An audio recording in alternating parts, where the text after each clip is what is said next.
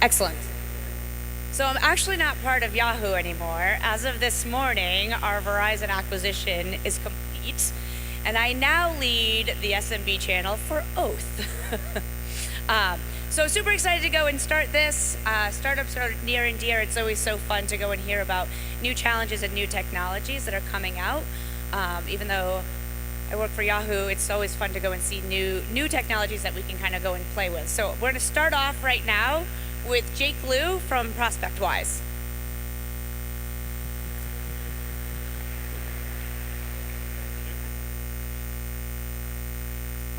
大家好，我的名字叫刘家科，我是 ProspectWise 的共同创始人和联合创始人。Okay, I thought so. So, for those of you who don't know Mandarin, that meant my name is Jiake Liu. I am the co-founder and CEO of ProspectWise, and it also meant that small business owners, when they're listening to technology vendors' pitches, that's what they hear. When you're throwing tech jargons like SaaS, SEO, SEM, that's what they hear. They hear Chinese, unless, of course, they're Chinese. So ProspectWise, we are a venture-funded startup in Santa Monica, and can you advance the next slide, please? Oh, here we go. We're solving the problem that should be familiar to most of you in the room, which is selling to local business, small business is extremely difficult. It's very hard. On the one side, you have all these amazing technology vendors that sell social media, website, SEO, point-of-sale systems, financing, you name it. On the other end of the spectrum, there are hardworking small business owners that are just laboring away on a daily basis. You got the restaurateurs, you got the retailers, you got the lawyers, accountants. They are extremely fragmented. They're very offline, and from the B2B perspective, they're extremely hard to reach. And our solution at ProspectWise is that we built a B2B platform that connects tech vendors to local SMBs through warm referrals by existing sales reps. And what I mean by that is there are over 250,000 of these independent sales professionals that have been traditionally selling, paper, that's been selling, advertisement, merchant services, payment processing, et cetera, they are actually looking for additional products to carry, to sell. So our platform actually attracts these sales talents and then introducing them to some of the best state-of-the-art technology vendors that exist today. And as we all know, refer customers close faster, buy more, and stay longer. At the end of the day, it's a relationship-based sale. So here are some of the early partners that we've been working with: Square on Deck, Haibu, Touch Bistro, Booker, 5 Stars, Shopkeep, Monster Jobs. Basically, the common denominator here is that everyone has a very unique solution that they can offer to local small businesses, whether it's hiring, it's marketing, building a website, or point of sale, or even financing. The way it works is fairly simple. If the vendor already has a referral affiliate program in place, we plug directly into it. So the way that our platform works is that we recruit independent sales reps. We call them pros, so they're the ProspectWise pros. They have existing small business relationships, and they come to our platform and learn about new tech solutions. And then during their next visit to their client, or when they're visiting a new client, they actually refer those tech solutions they just learned to them, to the small businesses, and they submit the referrals back to our platform. We then clean it up and then send it off to our vendors on the other side. For the vendors, it's very simple as well. They just tell us what kind of small business they want to reach, and they are just receiving warm sales referrals that are ready to be closed, and they only pay when the deal closes.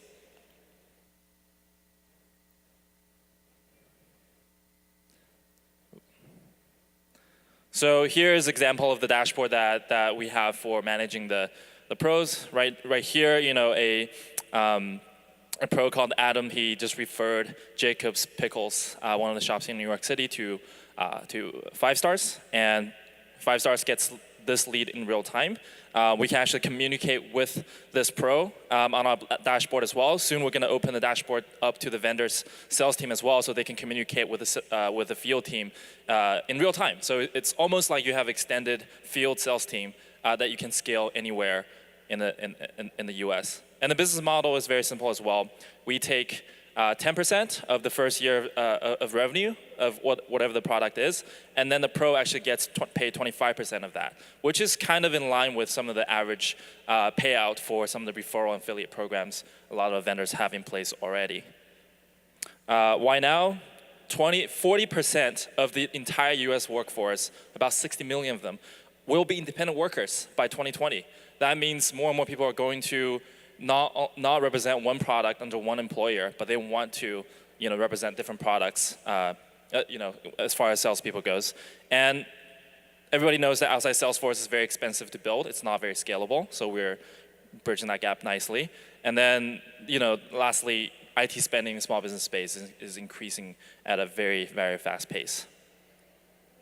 Vendors love us because, again, they only pay for closed deals. It works with their existing program.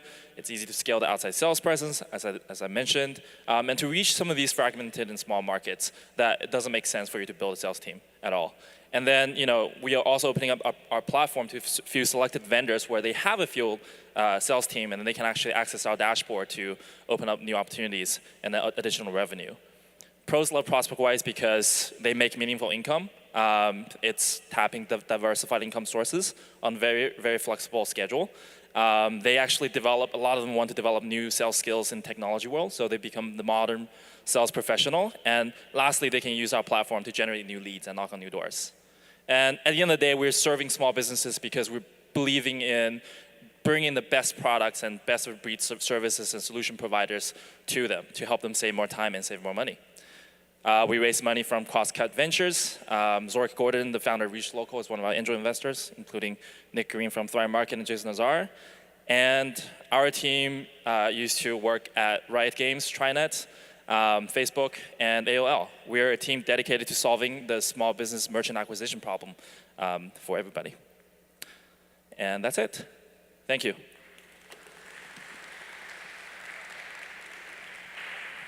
Thank you. Oh, perfect. Next up, we have Treb Ryan from Hourglass. Thank you, Faith. Also, thank you to Laura and Street Fight for having us here today, as well as being really a valuable resource for us. This is a new space for us over the last couple of years, and we've learned quite a bit through these conferences and the newsletters. Really got us caught up. So let me tell you a little bit about Hourglass, and we start that with a man walks into a bar. Now, I fortunately have an extra minute so I can tell this joke today. I have learned that a man walks into a bar unless that man is 50 years old and in Williamsburg on a Saturday night and left his ID on United, and then he's going to be carded and repeatedly rejected from entrance. But his 19-year-old daughter can get in all over town and buy gin and tonics all day and tell him the next morning. So this man has his ID and he walks into a bar, and what does he do? He goes right onto his phone. Now, we know that TVs are exploding in out-of-home locations, not just bars and restaurants, gyms, health clubs, hospitals, airports. We're really seeing TVs as they're becoming less and less popular at home, becoming much more popular outside of home. But outside of the fact that these TVs have a much better picture and a much bigger display, they really don't do anything differently than they did back in the 50s when we first started seeing out-of-home TVs become in vogue. They're really just showing the game, they're showing the news, they're not interactive, they're not doing anything more than just keeping something as a passive entertainment for the person sitting at the bar. With Hourglass, we turn those TVs, the existing TVs that already are in your bar or your health club, and we put a smart TV system overlay on top of your existing content. So we integrate with your satellite provider or your cable provider to use this as a tool now for more than just showing the game, but to allow the owner to engage his customers as they come into the business. So these could be simple engagement items like just showing what their specials are for the day or what they're going to be doing next week. Just really kind of replacing that chalkboard, which is still such a common element of most bars. Or they can be more engaging type of applications that actually interact with their users. So we have everything. We have a lot of basic bar and restaurant apps out of the gates, including things like a wait list. So not only can you check in with your mobile phone, you get notified on the app or on text that your table's ready, but while you're waiting for that table, you can actually see on TV where you're on the wait list. So you have some idea, not someone coming up every 3 minutes going, is my brunch table ready yet? Oh, I got plenty of time, I'll have another mimosa while I'm sitting here. So you start getting the people who are interacting from the client side, and that could be anything from, again, basic wait lists or now serving apps to gaming. We see a lot of things around both scorekeeping and fantasy sports and lightweight gaming. And even one of our favorites, which is the ability to actually listen to whatever's on that TV on your phone. So if you're in a bar or pub that is not playing the sound, or if you're at the airport and you want to hear what's going on with the news, you can just click listen and follow along as if you were listening onto that actual TV. The key there is that gives the second element we want to the bar owner. With engaging your clients, we get them to get those people to stay longer, to play some games, to interact with what's going on, to do social messaging. But it's also about getting them and getting ways to get that information to tie into your loyalty programs, your outreach programs, your social media programs. We're just coming into our beta now. We did our first alpha test about 2 months ago at a bar and did a gaming on a football game and ended up getting 75 contact information for them to put into their other systems in one football game. So it really allows them to kind of interact in the past. The last thing is, it starts getting us that information for the sponsorships. Now, Hourglass is a simple box that sits between your cable box and your TV, and you get as many as you need for the different cable boxes. The box itself, as well as the apps for both the bar and the user, are all free. They're sponsored by anybody who wants to sponsor, but obviously in the bar and restaurant business, we're looking at primarily beverage companies right out of the gate. So they can go in and actually target not just people in bars, but people, for example, who are in bars in Williamsburg that are showing the game and the average income's $100,000 a year, and most importantly, selling Guinness, for example. So they make sure they're not targeting ads at places the users aren't. And since we interact with what's on TV, they can also start targeting those ads as well as interactive games based on what the clients are watching. So if we're sitting there and Guinness knows that I've targeted a bunch of ads up here in New York and the Yankees-Red Sox game goes on, they can tell the say Dustin Pedroia, the beer batter. So Dustin Pedroia strikes out, half off a Guinness for everybody in the bar. Same game's running up in Boston area bars, and now it's Aaron Judge. And if Aaron Judge strikes off, it's half ounce Guinness in the bar. And they can see who saw those ads, not just where they showed what was on TV, but who actually interacted with them. And if someone takes advantage of that, get really essentially a click-through, which in a display advertising we just haven't had in the past. Hourglass just really makes the whole idea a lot more fun for everybody who's coming in as a way to make sure we can get the right message out to our end clients. There we go. Hourglass is just finishing up our alpha. We actually launched our beta this week. We're in the Bay Area. We're out down in Silicon Valley, and we're going to do our initial rollout in the Silicon Valley of our first 500 systems. But for this week, we've got a demo downstairs. If anybody wants to come see it, we've got a live demo. You can even get the app yourself. And we put it down in Gordon Bennett, which is about 2 blocks towards the river here on the exact same street. If you want to go see it, what it looks like in a real environment, and maybe enjoy some of the other things that come along besides just seeing the Hourglass. Thank you. Excellent. Thank you so much.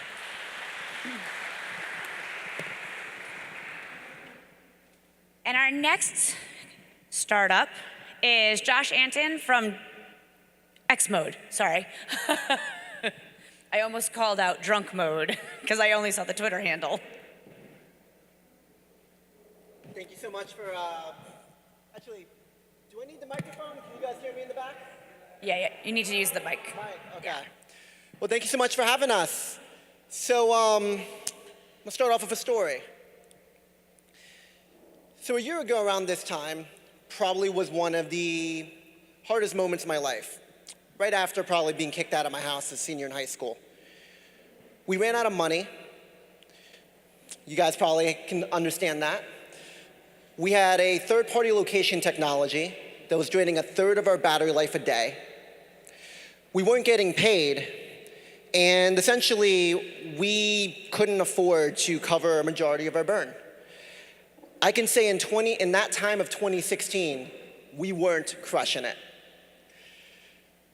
But I can say today, we've evolved from a little-known app called Drunk Mode, where over 2 million college students have installed us, an app that stops you from drunk dialing your friends, shows you where you went last night, and allows you to find your drunk friends, to a location platform that's mapping out 1% of the US population daily. Here's what X Mode's doing today. How do I click, by the way? Cool. That was not it. There you go. All right. So what is X Mode? X Mode's pretty simple. Number one, we own an awesome battery-efficient location technology, an SDK, about 2 to 4% per day. And it takes 100 plus points a day, 90% of that being in a 20-meter accuracy. How do we attain that location data? Also pretty simple. We build apps that people love and can't live without, like apps like Drunk Mode for millennials, or a fitness app called Walk Against Humanity, which insults you to walk more.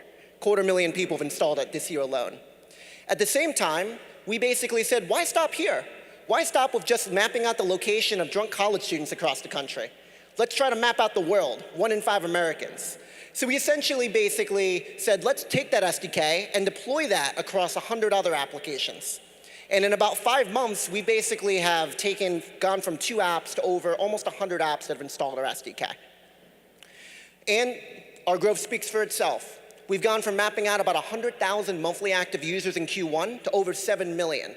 At the same time, we basically are mapping about 3 million folks as of June, so this is our May numbers, 1% of the US population daily. About an average of 80 points a day. Our partners are really, really happy. All around raw location, focused on the US. Of course, we're just a location conference, so it's pretty simple. People buy our location to figure out where the places that people go. You can see a really awesome map here of about 10,000 Drunk Mode users across a 90-day period, essentially during the holiday season. Since 70% of our users are female, you could see that the most popular places was Subway, then Starbucks. Of course, PNC Bank was also a very popular bank that college students go to, apparently. So what do customers use X Mode's data for? They use that raw data to build segments off of it. They use that data to build attribution, to figure out if my Facebook advertising or my banner ads are working. The most important number here is that we're actually making close to $100 CPMs per average daily active user, which is pretty awesome because people are paying us for this quality, persistent location data. Breadth, depth, and of course, scale. And here's our milestones. We started off as an app called Drunk Mode. We evolved, matured a bit, sobered up, built out an SDK. Realized people were going to pay a ton of money for people for persistent location data, and now we're scaling. 3 million daily active users in the US, over 8 billion points mapped out monthly. June was our first profitable month at above 100,000 in revenue, so we can officially say we're kind of crushing it now. We're making over 10 cents per user per month. The goal is to get to 16 cents by end of year. 15 paid data partners, hoping to close another 10. Hopefully some of them are in this room that would like to work with us. And most importantly, we're making a 60% margin on a network. By paying publishers $2,000 to $4,000 a month per 100,000, being transparent, honest, and of course having them sign exclusivity, we've been able to quickly lock up the supply of location in the market. We've got an amazing team, 20-something folks of college students, stay-at-home dads across the US that make this all possible, from building apps for millennials to mapping out 1% of the US population. Could not have done this without them. Of course, I'm 26 years old. I look 19 on a good day.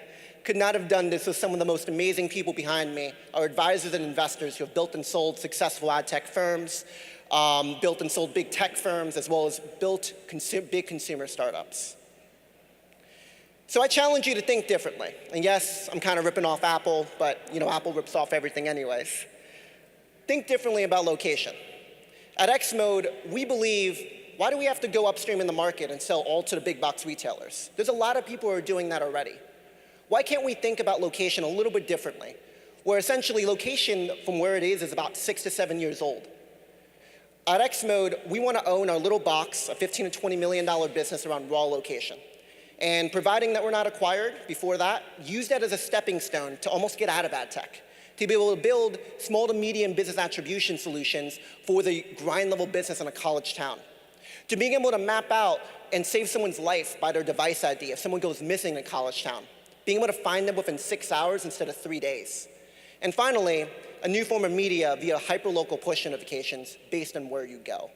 If you're an investor, potential acquirer, a potential partner, buyer of data, or just a friend, we'd love to work with you. My name is Joshua Anton, and we are X Mode. Thank you. Thank you. Yep, it's okay. And next up, we have Joe Woodbury from Neiybor.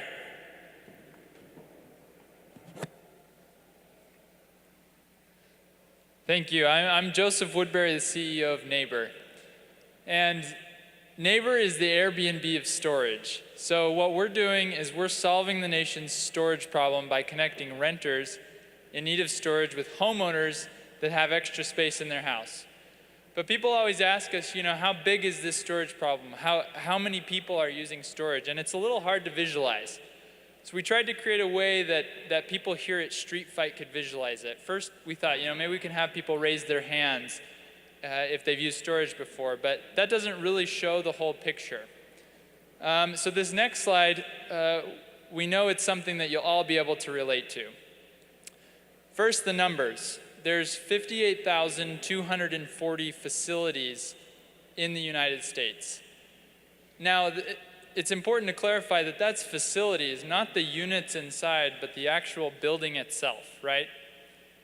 And there are more of these facilities than all of the Domino's pizza locations, Wendy's, Burger King, Dunkin' Donuts, McDonald's, and Starbucks combined. That's how many storage facilities are in the United States right now. Well, okay, yeah, so there's a lot of space, but maybe it's all empty. Well, not quite. The average for storage facility is currently 93% occupied. They literally can't find the real estate and put down capital fast enough to keep up with demand right now. So why is that a problem? Because undersupply drives high prices and inflexible contracts. And when you can't find real estate, you build in locations that aren't convenient for the consumers. Let me illustrate this with a couple personal examples.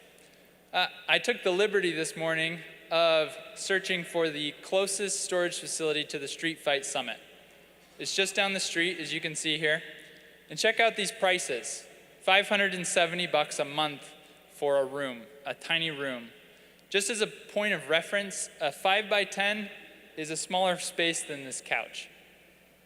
So that's what you're paying for. And the undersupply is driving these high prices. Now let me take you back to Neighbor's hometown, Salt Lake City. This is a map of the storage facilities. There's lots of storage facilities, plenty, but what you don't notice when you're looking at this map are the holes where there's not storage facilities. All the residential areas don't have storage facilities because zoning doesn't allow it. Guess what this means for consumers? It means you're gonna pack up your car like this unlucky guy and drive across town with your stuff to your storage facility. Unfortunately, 1 in 10 Americans is currently facing these problems. They're paying high prices for their storage facilities for an inconvenient location. And there's really no solution. There's nothing they can do about it. There are no other options but traditional self-storage. Until now. Neiybor connects renters in need of storage with people in their neighborhood for half the cost of traditional self-storage.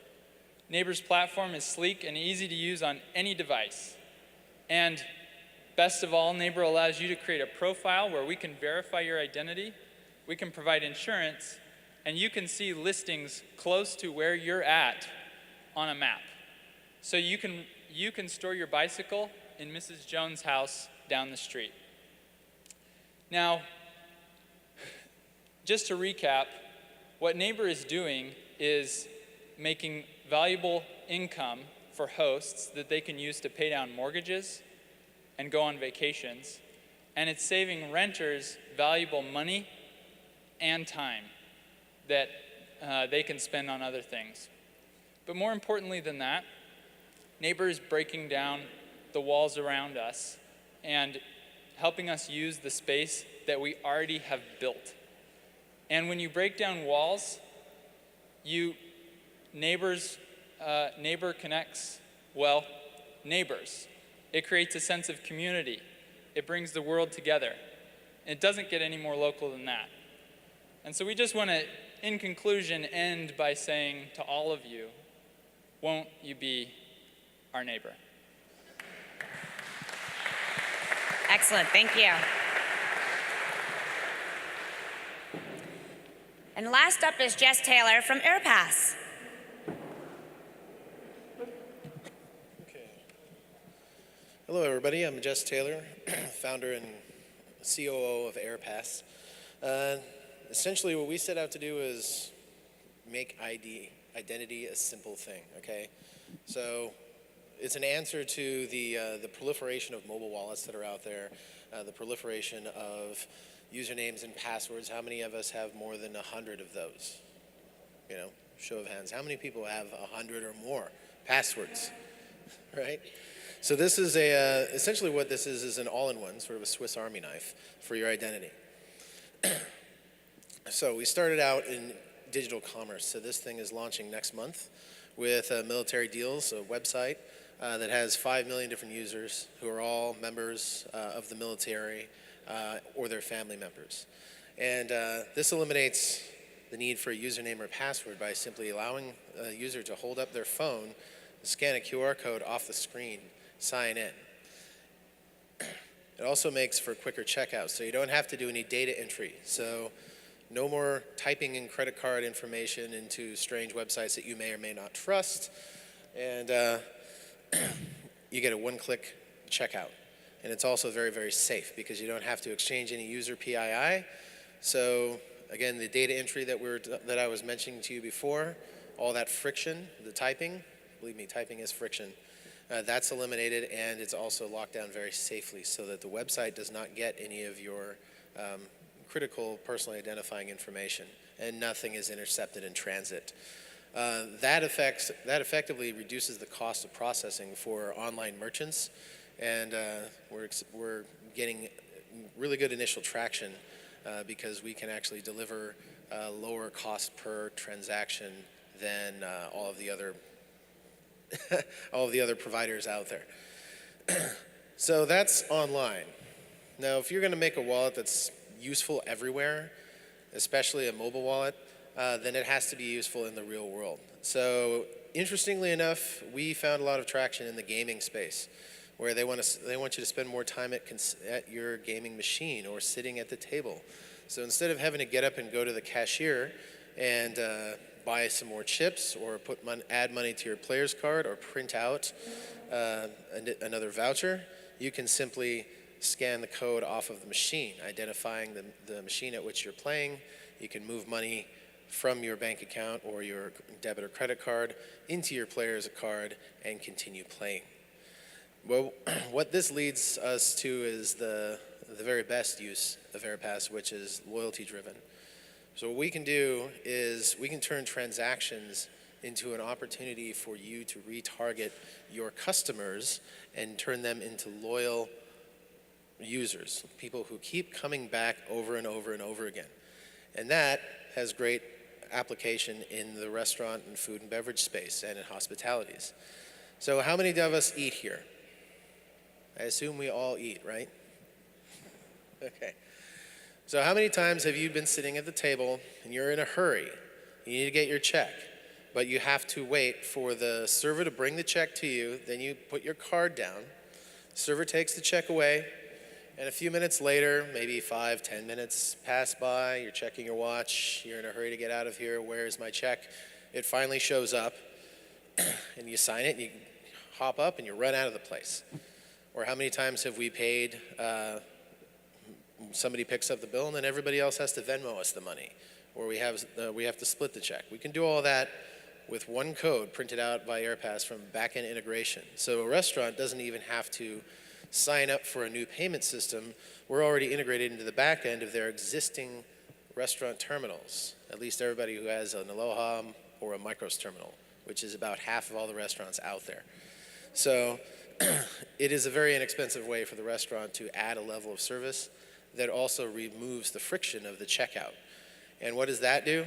It makes it safer. So you don't have to see your card walk away, and who knows what they're doing with the card, or maybe they're losing it, or maybe someone is harvesting that data.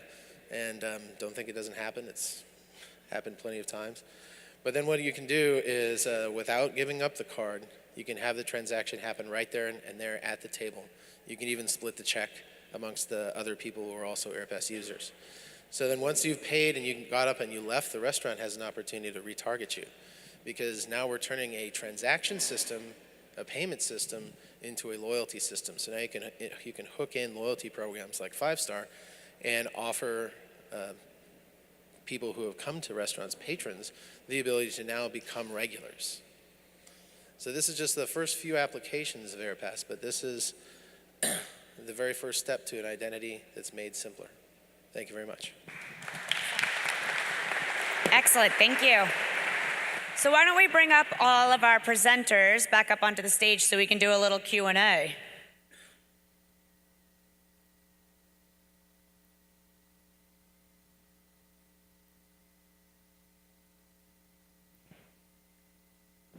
Plenty of seats for everybody.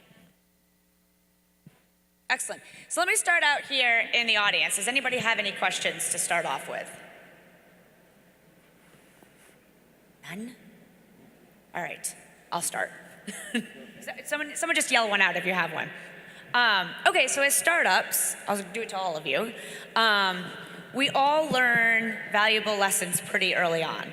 Can you each share what your most valuable lesson you've already learned? Yeah, obviously the one you want to get to as soon as possible is to get your product, and if you can't get your product, at least your idea out to as many people as you can. I've always thought, this is my third startup, but the myth of the stealth mode ends up you being in a room, dark room for a year trying to come up with an idea with no feedback. A, the technology changes, and B, until you actually see how people react to it, you just can't get the right information. And if you're really worried that all that someone needs to do is to copy your idea is to know what it is, you need a harder idea. You need to have something that your own skill sets and your own context can do that. And finally, this is it. People like to work with startups a lot. They're not there because you have financial resources and tons of support and everything, and they want to see you succeed. And the more people you can involve, it's not just the feedback, it's the people who can help you take the next step. So I always say the best thing to do is try to get in front of your customers with either some real product or at least some ideas as soon as you can. Excellent. Jake? I'm sorry. Oh, no, go ahead, I'm sorry. I guess pretty simple advice. 3 years out of college, so I only have so much experience to offer, but I would say, honestly, the thing that served us really, really well is, number one, have an amazing team, a set of advisors of people who have been there and done that. Ad tech is probably changes every half a decade anyways, so having people who are in the industry advising you along the way really helps you make it or break it. And I think the second thing is honestly just hustling and doing it. There is no 40-hour work weeks in startups. It's more like 70 to 80, with maybe, if you get some time, one night a week off. And so it makes it all that much more sweeter when you put in those hours and kind of see that final piece come together. Yeah, I'd say the biggest lesson that I've learned, this is my fourth startup, is that you have to be agile. You have to be able to change course and pivot. And it's become sort of a dirty word lately, but it really is important, because we started off with a technology that was based on machines, and it was very physical, it was device-based, and we very quickly realized that that was no way to scale a business, and we had to fundamentally change what we were doing several times in order to arrive at the product that we have now. And I haven't been in a single startup where that hasn't been the case. Every time you have to be flexible enough and adaptable enough to react to what's coming at you and get out a product or provide a service that is actually going to be wanted by the market. And if you find that the answer is no, then don't give up, but you have to change and find where the yes is going to come from, and you have to work towards that. Excellent. Joseph? 80-20. And I'll just add too, something that I've personally learned is it really is about the heartstrings. You can have the exact same product, but Neiybor, for example, people really do use it because it's called Neiybor, and it invokes a sense of community. We could call it space something, but it is not the same. People really care about the heartstrings. Excellent. Well, I think one of the biggest takeaway is build a company that's vision driven. When I first got to Los Angeles to build my company, one of the first feedback from the first investor I met was that get out of this SMB space as quickly as you can. It's so tough. And so, I still hear that from investors, and got a lot of rejections until we finally found investors that do believe in the idea of solving this difficult problem of small business merchant acquisition. Right? I think a lot of people in this space tend to get restless because SMB is not really the most glamorous space to be in. It's not building a Snapchat or whatever. And so just having the patience and be really focused on the vision and the end goal that you're trying to achieve, and to weather the storms along the way. Excellent. Thank you. Any other questions? Got one over here. Is there a mic?